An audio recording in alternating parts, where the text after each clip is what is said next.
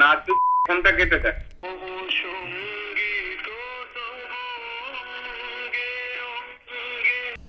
Hello. Hello, আমি কি অঙ্কিতার সাথে কথা বলছি? হ্যাঁ বলছি। বাড়িতে একা আছো? মানে? মানে দাদা কি অফিস গেছেন? না না, বলুন। ও দাদা বাড়িতে?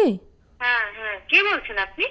আরে সেটা পরে জানবেন, আগে একটা দরকারি কথা শুনুন। হ্যাঁ আপনি কি দাদার সব খবর রাখছেন? হ্যাঁ বলুন। সব খবর রাখছেন? বলুন। বলছি কিছু মিস করছেন না তো? মানে এরকম কোনো খবর যেটা আপনি জানেন না? আমি দাদাকে ছেড়ে দিয়েছি। ও দাদাকে আপনি ছেড়ে দিয়েছেন না দাদা আপনাকে ছেড়ে দিয়েছে? আমি দাদাকে ছেড়ে দিয়েছি। ও আচ্ছা আচ্ছা, তাহলে আপনি অন্য দাদা ধরেছেন? হ্যাঁ, জানেন না এই খবর? কে বলছেন আপনি? ও একা একা আছি। বলছি আপনি ওই যে দাদার সাথে ঘুরছেন, তো এই দাদাটা ভালো তো? ওই দাদা হ্যাঁ? ভালো ভাবছি, তাতে কি আছে? একটু ঘুরবো, ঘুরে ছেড়ে দেবো।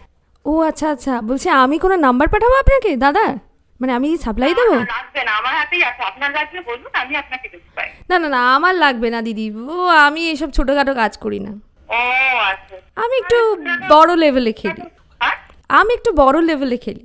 ও আচ্ছা, ভালো তো। তাহলে আমাকে তো ফোন করেছেন কেন? না মানে আমি ওই জিজ্ঞাসা করছিলাম যে না।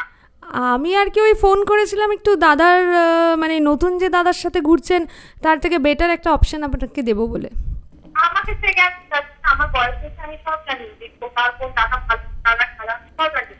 দিদি রেগে যাচ্ছেন কেন? একটু ভালো করে কথা বলুন, আমি একটু মিষ্টি করে আপনার সাথে কথা বলছি।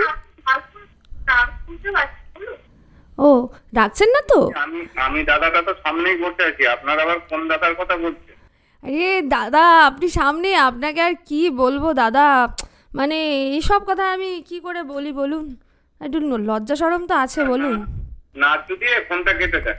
দাদা আমরা রেডিও ভেনাম থেকে কথা বলছিলাম, আমাদের শোর নাম হচ্ছে